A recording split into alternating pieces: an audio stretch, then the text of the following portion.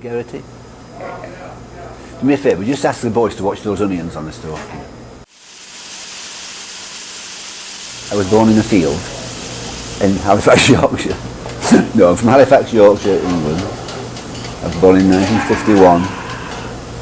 I left school when I was 16, and I decided that we had a domestic science course at school for the boys, which is home economics, for the last 6 weeks of school, because I just didn't know what I was going to do.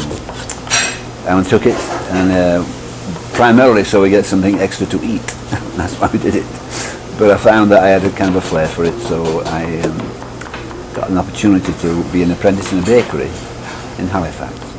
But along with that, before I even started that job, my dear mum said, "Wouldn't you rather be a chef, Dom?" And there was a job going in Halifax at a restaurant called Kershaw House. And I went there for an interview, and they offered me a job, and it was a lovely place, and it's still there now. It's built in 1660. Wow. And it was just a tremendous place to work. I had some really good friends. I worked there for 3 years, and after that, I worked in a bakery in Halifax for 6 months. There I was 19. Wow. So. Is that where you learned most of your techniques? Not necessarily, because I went to college at the same time. I mean, for sure I learned a lot of techniques, but I went to college. In England, you would go on day release 1 day a week for 3 to 4 years, and that's what I did. So I got my degrees part-time, if you like. So you work 4 days, go to college 1 day, and doing that, you got the practical experience of working in a place, plus you got the theory and some practical experience at college. So it worked both ways, and sometimes I wish it was the same here. It's time and to some extent pressure. It's instilled in you in England, like I'm sure it is here, that you have to look to the future a little bit and don't waste time. So having this apprenticeship directed program, by the time I was, there's a natural progression in cooking, one that you learn as an apprentice, which in French is termed as a commis chef. Then you go to be a chef de partie, and then you become a sous chef, and then you become an executive sous chef, and then hopefully an executive chef. So that was my path. And by that time, when I was I'd moved to America, I was in Alaska, and I was married, and I had a child on the way. I was 34, I think, and I was offered a job as executive chef at the Captain Cook Hotel. And so in other words, you can't really afford to turn it down, because you've got to look after a family by that time. And whether you had a family or not, it would only make sense to follow that line.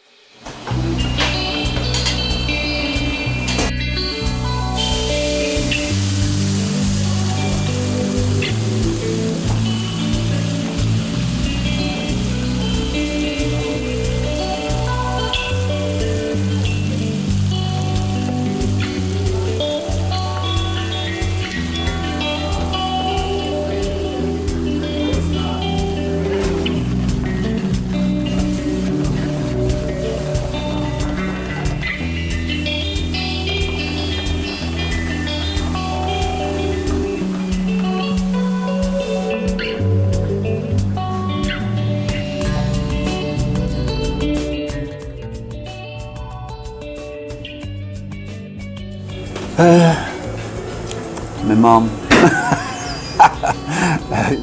People you just work with, how they treated one another and how they had patience to teach.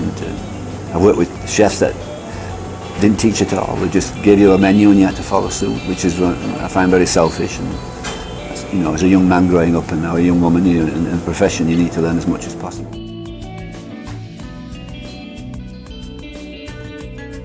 Confectionery, you're working with a science.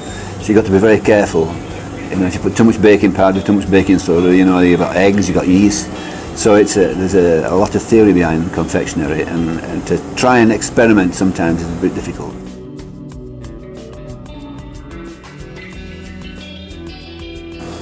I mean, at my point in life, as an executive chef, you've got to be applicable to every department of the kitchen. So yeah, sure, you might have preferences. I mean, confectionery, I suppose I'll lean towards that, but I love to make pâtés and terrines and work with sauces and ingredients like that, and fruit and veg. It's just a matter of, you embrace it all, Yeah. When you're British, you embrace it all.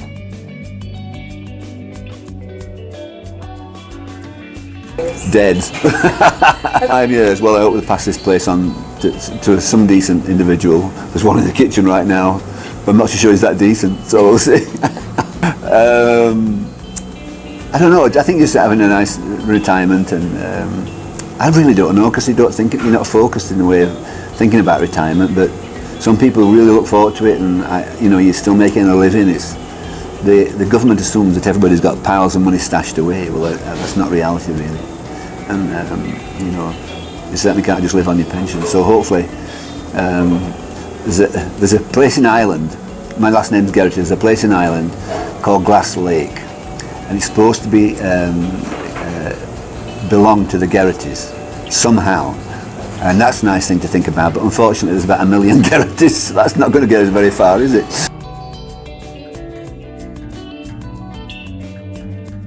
I think the creativity side of it, and, working with people, and the pressure sometimes is not so bad. You bring the best out of you.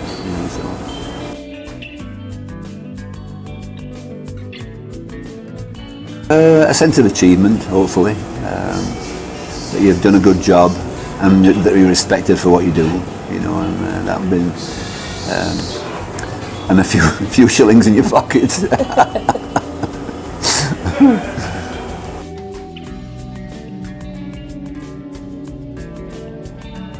Wish about life in general. I mean, just if I'm coming away from this environment, I'll leave it in good stead. Like everybody, pray and hope that you've brought your family up correctly, and spread peace and love throughout the world.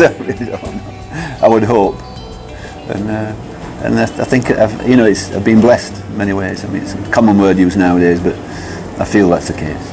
Yeah.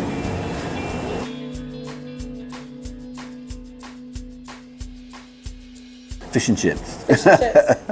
I think every chef, no matter how clever he is or how talented he is, he'll come back to where the dish he had when he was a little boy or a little girl. It's very basic. It could be chicken and dumplings, or fish and chips and mushy peas, or something very simple,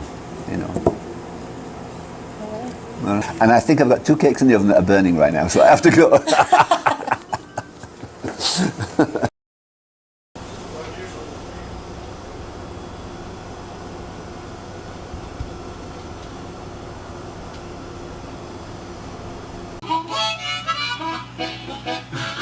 So cool, man.